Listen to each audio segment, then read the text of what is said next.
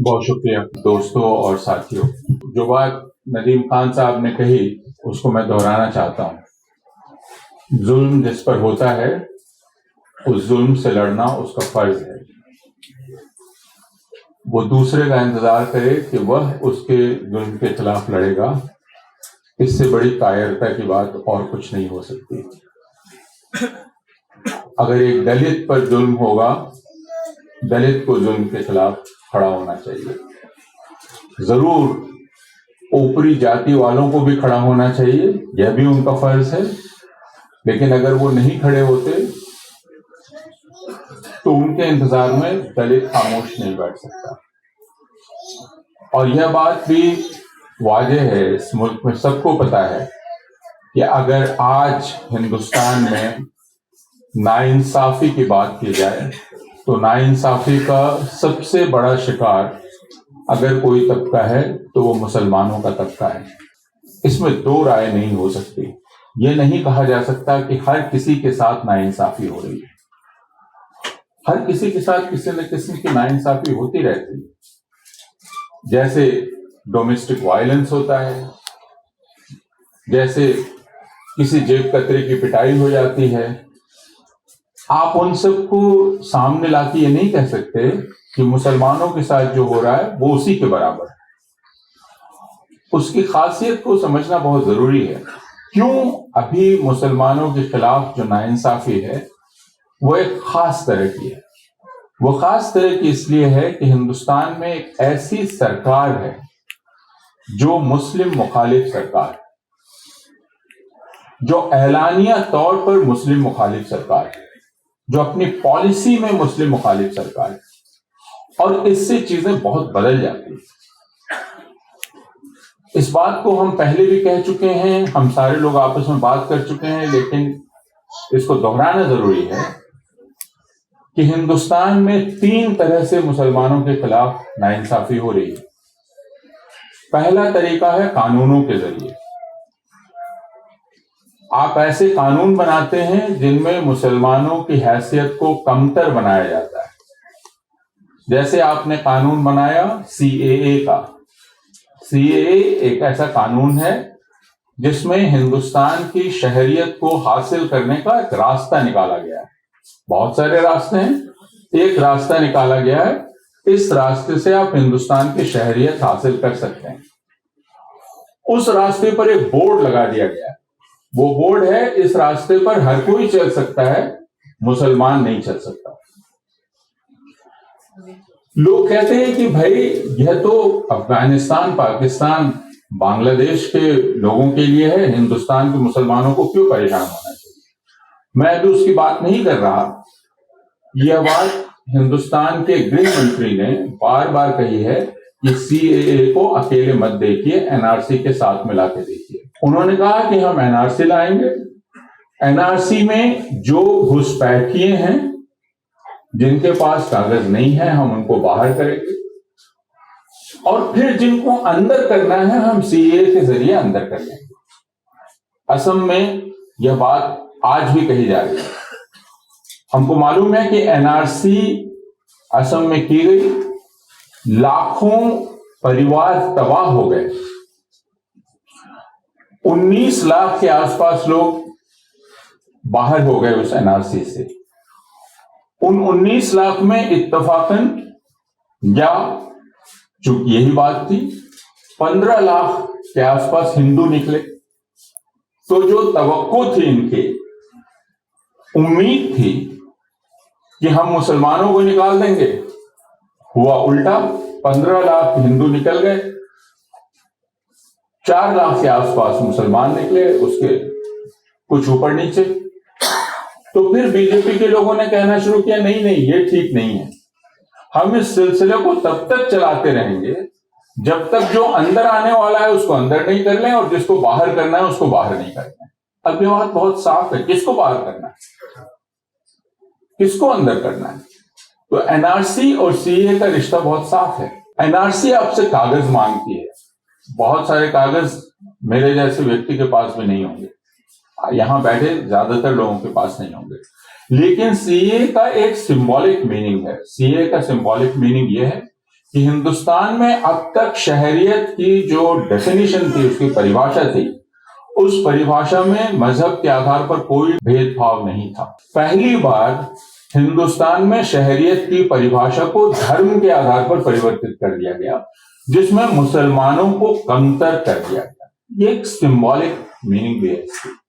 अलावा इसके कि इसका इफेक्टिव पार्ट भी है, और वह है अगर एनआरसी इसके साथ आएगी तो, और उसका सीधा असर मुसलमानों पर पड़ेगा, ये हमको मालूम है। और दूसरे कानूनों को भी आप देख सकते हैं, जैसे एक कानून आया ट्रिपल तलाक का कानून। कहा गया कि ये दरअसल बेचारी मुसलमान औरतें, ये मुसलमान मर्दों से बड़ी परेशान है। मुसलमान औरतों को मुसलमान मर्दों से कौन बचाएगा?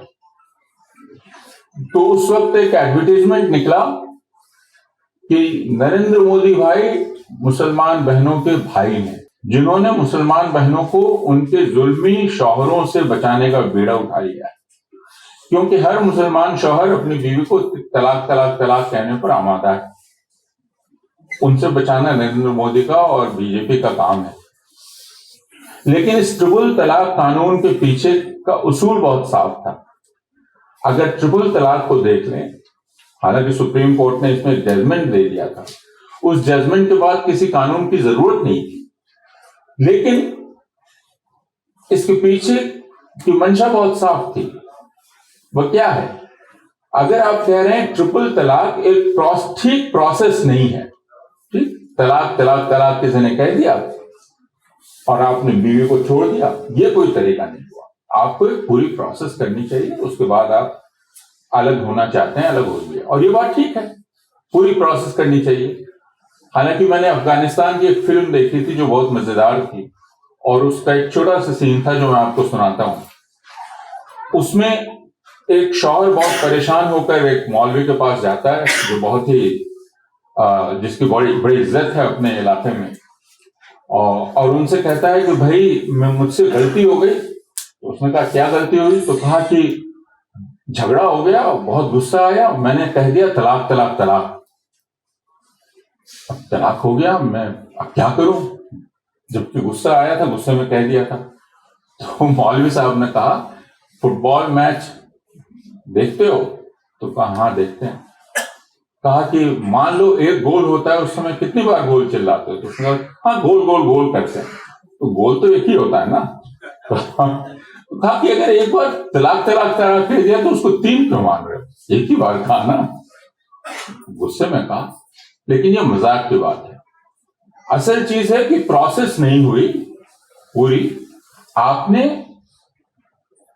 इस 3 तलाक का सहारा लेकर औरत को छोड़ दिया। असल मामला ये है। तो ये तो हिंदू भी करते हैं ना, जैन भी करते हैं, बौद्ध भी करते हैं, क्रिश्चियन भी करते हैं, बिना प्रोसेस के बीवी को छोड़ना, यही मामला है। तो आपने हिंदुओं के खिलाफ तो ऐसा कोई कानून बनाया नहीं। आपने सिर्फ मुसलमान मर्दों को क्रिमिनलाइज करने के लिए, और न सिर्फ मुसलमान मर्दों को क्रिमिनलाइज करने के लिए, बल्कि एक साइकोलॉजिकल मैसेज देने के लिए कि मुसलमान औरतों की सरपरस्ती कौन करेगा? अब हिंदू करेंगे मुसलमान औरतों की सरपरस्ती, यह मैसेज देने के लिए। तो इसका एक साइकोलॉजिकल है, लेकिन इसका एक कानूनी पहलू है कि आप कानूनों के जरिए मुसलमानों को किनारे कर रहे हैं। जैसे एंटी लव जिहाद law, freedom of religion bills या लॉज जो अलग अलग जगह बने, ये सारे कानून ऐसे हैं, या एग्जीक्यूटिव ऑर्डर जैसे अभी आपने बताया डिस्टर्ब्ड एरियाज एक्ट, जो दरअसल डाइवर्सिटी को मेंटेन करने के लिए था, लेकिन अब मुसलमानों को डिस्पोजेस करने के लिए या उनको इससे रोकने के लिए कि वो कहीं डाइवर्स जगह पर मकान नहीं खरीद सकते हैं। तो पहला तरीका है कानूनों के जरिए और एग्जीक्यूटिव ऑर्डर के जरिए मुसलमानों को कमतर हालत में लाना। दूसरा तरीका है जिसके इतनी सारी मिसालें यहां दी गई, और इसको देखकर किसी भी मुल्क के समझदार आदमी का सर शर्म से झुक जाना चाहिए। कि अगर एक ऑर्गेनाइजेशन इसीलिए बनाना पड़े कि वो एक के बाद एक आप मुसलमानों पर हमला करते रहेंगे और वो उसका केस लड़ता रहेगा, इससे ज्यादा शर्म की बात किसी मुल्क के लिए क्या हो सकती है? कि किसी संगठन का काम यही हो जाए या कुछ लोगों का काम, पूरी जिंदगी का मिशन यही हो जाए, इससे ज्यादा शर्म की बात किसी मुल्क के लिए नहीं हो सकती। तो दूसरा एक तरीका है कानून, जिसमें आप मुसलमानों की जिंदगी को काबू में लाते हैं। आप कहते हैं यूनिफॉर्म सिविल कोड, लेकिन यूनिफॉर्म सिविल कोड क्या है? यूनिफॉर्म सिविल कोड दरअसल हिंदुओं के जीने के तरीके को तमाम लोगों पर थोप देना, और तो कुछ है नहीं। तो एक कानून का जरिया है। दूसरा तरीका है भीड़ का हमला, जिसके केस आप देख रहे हैं। तो स्ट्रीट वायलेंस, भीड़ का हमला, जिसके जरिए आप मुसलमानों की जिंदगी को हमेशा के लिए असुरक्षित कर देते हैं। कभी कभी मुझे लगता है कि अगर मैं मुसलमान हूं तो मुझे हर हिंदू को देख के डर लगेगा, क्योंकि मुझे यह नहीं मालूम है कि ये वाला हिंदू मुझ पर हमला करेगा कि नहीं करेगा। मुझको नहीं पता है। जैसे उस ट्रेन में जा रहे मुसलमानों को क्या खबर थी कि एक आदमी, एक पुलिस वाला जिसको ये जिम्मा दिया गया है कि वो हिफाजत करेगा, वो चुन चुन कर मुसलमानों को मार डालेगा। मैं किसी पुलिस वाले पर अब भरोसा कैसे कर सकता हूं? अगर मैं मुसलमान हूं तो मेरे बगल में कोई बैठा हुआ है, मैं उस पर कैसे भरोसा करूं कि वो मेरे टिफिन की जांच नहीं करने लगेगा? क्योंकि ऐसे केसेस देखे गए।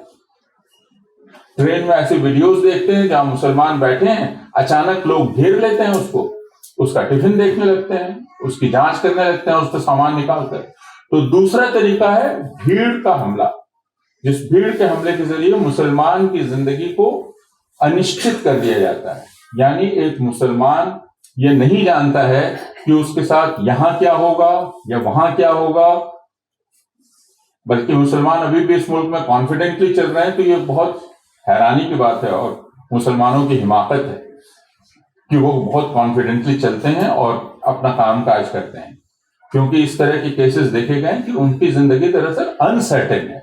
उनको नहीं पता है जिस बस में जा रहे हैं उसमें क्या हो जाएगा, जिस ट्रेन में जा रहे हैं उसमें क्या हो जाएगा, जिस पुलिस वाले के सामने खड़े हैं वो क्या कर देगा। तो दूसरा तरीका है भीड़ का हमला, और तीसरा तरीका है मीडिया, जो नदीम खान साहब ने दिखलाया कि सुबह से रात तक आप मुसलमानों की एक ऐसी तस्वीर पेश करते हैं कि ये मुसलमान इंसान नहीं है, ये मुसलमान हैवान है, मुसलमान गए गुजरे हैं, सिर्फ ये लैंड जिहाद कर रहे हैं, ये यूपीएससी जिहाद कर रहे हैं, ये होटल जिहाद कर रहे हैं। अगर मुसलमान कुछ भी करे उसको फौरन जिहाद कहा जाता है। असम के चीफ मिनिस्टर ने कहा कि एक यूनिवर्सिटी बनाई असम के किनारे थोड़ी ऊंचाई पर, तो असम के चीफ मिनिस्टर ने कहा कि उसने फ्लड जिहाद कर दिया। फिर थूक जिहाद चल गया। तो तीन तरीके हैं, तीन तरीकों से आपने मुसलमानों की जिंदगी को दूभर कर दिया है हिंदुस्तान में। इसलिए जो मुसलमानों के साथ अभी हो रहा है उसको दूसरी किसी चीज से इक्वेट नहीं किया जा सकता है, उससे बराबर नहीं दिखलाया जा सकता, और इस बात को मानना पड़ेगा। जो भी ऐसा करने की कोशिश करता है वो बेईमानी कर रहा है, या वो खुद अपने दिल को तसल्ली देने की कोशिश कर रहा है कि नहीं मेरा मुल्क पहले के मुकाबले ज्यादा बुरा नहीं हुआ है, हम जुल्म पहले भी करते थे अभी भी कर रहे हैं, हम मुसलमानों के साथ कुछ अलग जुल्म नहीं कर रहे हैं, हम जैसा दलितों के साथ करते थे वैसा ही कर रहे हैं, बाकी लोगों के साथ करते थे वैसा ही कर रहे हैं। लेकिन इसमें एक फर्क और है, और वो फर्क यह है कि दलित राजनीतिक रूप से ताकतवर हैं। आप इस बात को हम सारे लोग जानते हैं।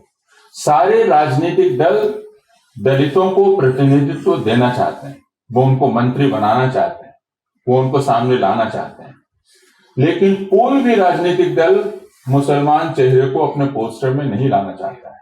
कोई भी राजनीतिक दल, अगर किसी दलित के साथ कोई अत्याचार हो गया, विपक्षी दल का नेता वहां पहुंचेगा, बाकी तमाम लोग पहुंचेंगे। लेकिन मुसलमान के साथ हुआ, कोई नहीं जाएगा। बंद कमरे में लोग मिल लेंगे। मुझे महाराष्ट्र धुले की घटना याद है, जहां 7 मुसलमानों को मार दिया था पुलिस ने। हम लोग गए, उस वक्त कांग्रेस एनसीपी की सरकार थी। तो हमें यह पता चला कि कांग्रेस के लीडरान आए थे, लेकिन गेस्ट हाउस में अलग से कम्युनिटी के लीडर से मिले। उन्होंने कहा खुले में मिलने के लिए मत कहिएगा, हिंदुओं को बुरा लग जाएगा कि मुसलमानों के साथ हम खड़े हैं। तो दलित को यह पता है कि उसके साथ हर कोई खड़ा होगा, मुसलमान को यह पता है कि उसके साथ कोई राजनीतिक दल पब्लिकली दिखलाई नहीं पड़ना चाहता। और यह बहुत बड़ा फर्क है, जिसको पॉलिटिकल पावर का फर्क कहते हैं। पॉलिटिकल पावर किसके पास है, पॉलिटिकल पावर कौन महसूस करता है कि मेरे पास राजनीतिक ताकत है और मैं इस राजनीतिक ताकत से इस जमहूरियत में एक फर्क पैदा कर सकता हूं। इसलिए इस नाइंसाफी की शक्ल एकदम अलग है और इस बात को सबको समझना चाहिए। यह सवाल हिंदुओं को खुद से करना है कि यहां 98% मुसलमान क्यों बैठे हैं। यह सवाल मुसलमानों को नहीं करना है, यह सवाल दूसरी कम्युनिटीज के लोगों को करना है कि मुसलमानों का सवाल सिर्फ मुसलमानों का सवाल क्यों है, वो बाकी लोगों का सवाल क्यों नहीं है। क्यों बाकी समुदायों के इक्का दुक्का लोग उसमें आते हैं और बाकी लोग नहीं आते हैं। इस हमदर्दी की कमी अगर दूसरी कम्युनिटीज में है तो उनको अपने अंदर झांक के देखने की जरूरत है कि क्यों है। आप ये नहीं कहेंगे कि अरे मुसलमानों के भीतर भी क्रिमिनल्स हैं, जरूर होते हैं।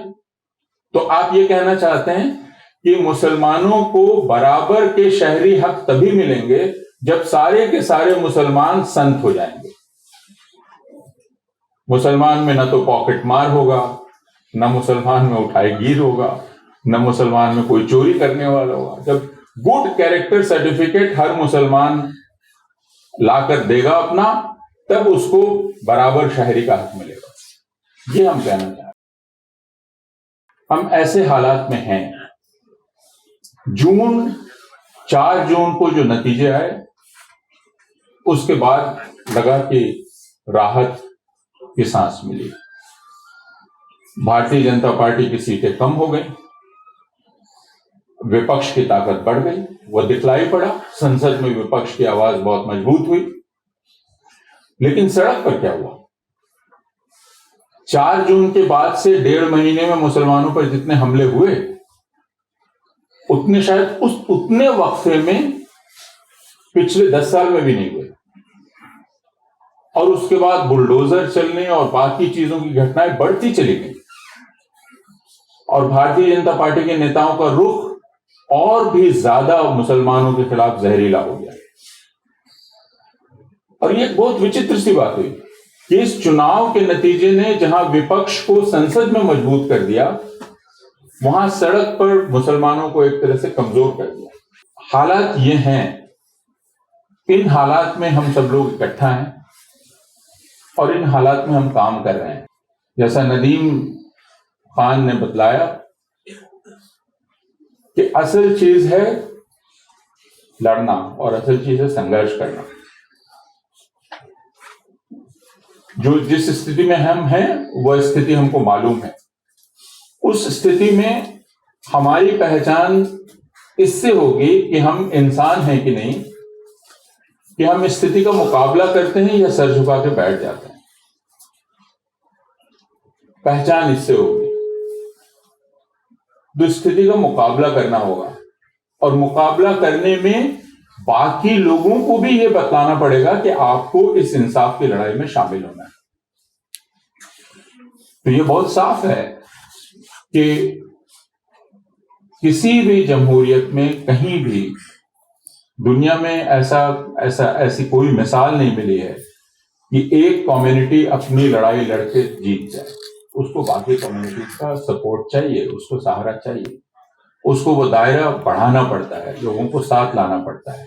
हमारे पास एक रास्ता है हमारे संविधान का, दस्तूर का, जिस रास्ते के सहारे हम ये कहते हैं कि हम सब एक दूसरे के साथ सॉलिडारिटी में रहेंगे। क्योंकि जो उसूल है फ्रैटर्निटी का, उस फ्रैटर्निटी 4 उसूल है ना हमारे संविधान की प्रस्तावना में, कि हमें हर तरह की बराबरी चाहिए, हमें हर तरह का इंसाफ चाहिए, हमें हर तरह की आजादी चाहिए, और हम हिंदुस्तान के लोग ये जो चीजें हैं ये हासिल करना चाहते हैं। तो जब संविधान लिखा गया था, संविधान लिखने वालों को पता था हमारे समाज में ये चीजें आजादी के साथ मिल नहीं जाएंगी। ये पूरा सफर जो आगे का चलेगा वह दरअसल हर तरह की बराबरी को हासिल करने का चलेगा, हर तरह के इंसाफ को हासिल करने का चलेगा, हर तरह की आजादी को हासिल करने का चलेगा, और वो अलग अलग लेवल्स पर चलेगा। लेकिन यह सब कुछ हासिल किया जा सकेगा जिसमें चौथी बात लिखी हुई है, जब हम एक दूसरे के साथ फ्रैटर्निटी में रहेंगे, दोस्ती और एकजुटता में रहेंगे। तो एपीसीआर जैसा संगठन जरूर सिविल राइट्स की बात करता है, लेकिन सिविल राइट्स की बात बिना फ्रैटर्निटी के, बिना एकजुटता के, बिना सॉलिडारिटी के नहीं हो सकती। और हम उस इंसाफ के साथ हम जो दूसरा मूवमेंट चलाते हैं वो मूवमेंट सॉलिडारिटी का है, एक दूसरे के साथ एकजुटता का है। अलग अलग किस्म के लोग एक साथ बैठें, एक दूसरे को देखें, एक दूसरे के रहने सहने के तरीके को जानें, जो चीजें उन्हें बहुत अजीबोगरीब लगती हैं वो आकर देखें कि भाई ये दो पैरों का ही जानवर है, ये भी सांस लेता है, इसके दिल में भी धड़कन है, इसके भी बच्चे होते हैं, वो बच्चे हमारे बच्चे की तरह हंसते हैं। अब अगर किसी का दिल इजराइल की तरह का पत्थर का हो गया कि वो हजारों हजार बच्चों को मारते हुए और मारते ही चला जाए, तब उसके बारे में कुछ नहीं कहा जा सकता। जैसे मुझे अभी सारे इजराइलियों के इंसान होने पर गहरा शक होने लगा है, वो इंसान है कि नहीं। लेकिन मैं अभी भी मानता हूं कि हिंदुस्तान उस जगह नहीं पहुंचा है। हमें एक दूसरे को पहचानने, एक दूसरे को समझने की कुव्वत है, और हम यह कर सकते हैं कि हम एक दूसरे के साथ खड़े हों। तो एपीसीआर का जो पूरा मूवमेंट है, सिविल राइट्स का जो पूरा मूवमेंट है, वो जरूर कानूनी है, जरूर हम अदालत में जाते हैं और अदालत में लड़ते हैं, लेकिन अदालत के बाहर हम एक समाज बनाने की कोशिश करते हैं जो इंसाफ का समाज है, जो इंसाफ के उसूलों को पहचानता है, और इंसाफ के उसूल बराबरी के उसूलों पर टिके हुए हैं।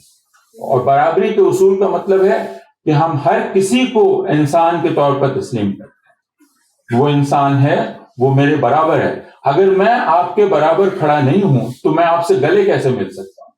मैं अगर ऊंची पायदान पर हूं, आप नीचे हैं, तो मैं आपसे गले कैसे मिल सकता हूं?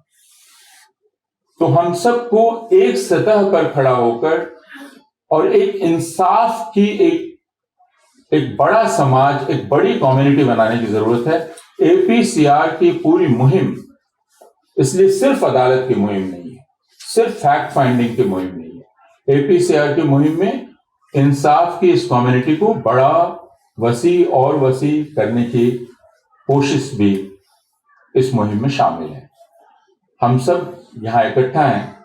जरूर, जैसा मैंने शुरू में कहा, सब लोग कह रहे हैं कि यहां इकट्ठा 99% लोग मुसलमान हैं, लेकिन ये बात दिल्ली की भी एक महफिल में मैंने कही थी। ये बात हमें इतनी अजीबोगरीब क्यों लगती है? हम किसी एक कमरे में जाते हैं जहां 99% लोग हिंदू हैं, हमें वो बात कभी भी अजीब नहीं लगती। हम कहते हैं इंडियंस बैठे हुए हैं, लेकिन एक कमरे में हम घुसते हैं और वहां 99% मुसलमान होते हैं, तो हम कहते हैं कि नहीं, ये कोई वन साइडेड हो गया।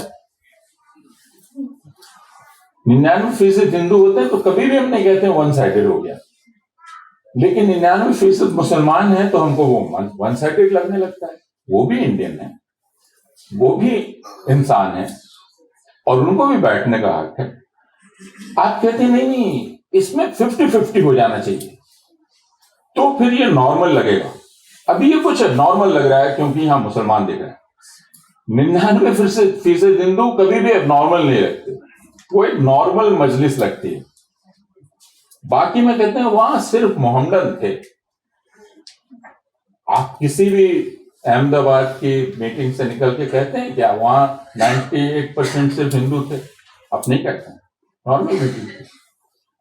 आप उस मीटिंग की बात करते हैं। लेकिन इस मीटिंग से निकलकर पहला कमेंट करेंगे 98% मुसलमान थे। लेकिन जो यहां बैठे हैं ये उन पर कमेंट नहीं है, जो यहां नहीं बैठे हैं ये उन पर कमेंट है। इसका मतलब ये नहीं है कि हम उनको छोड़ देंगे, हम उनको साथ लाने की कोशिश करेंगे, हम सब साथ बैठेंगे, क्योंकि मैंने कहा कि इंसाफ की लड़ाई ऐसी कोई मिसाल हिस्ट्री में नहीं है, इतिहास में नहीं है, तारीख में नहीं है, जिसमें एक कम्युनिटी अकेले जीत गई है। सबको साथ मिलकर सबकी लड़ाई लड़नी पड़ेगी। बहुत बहुत शुक्रिया।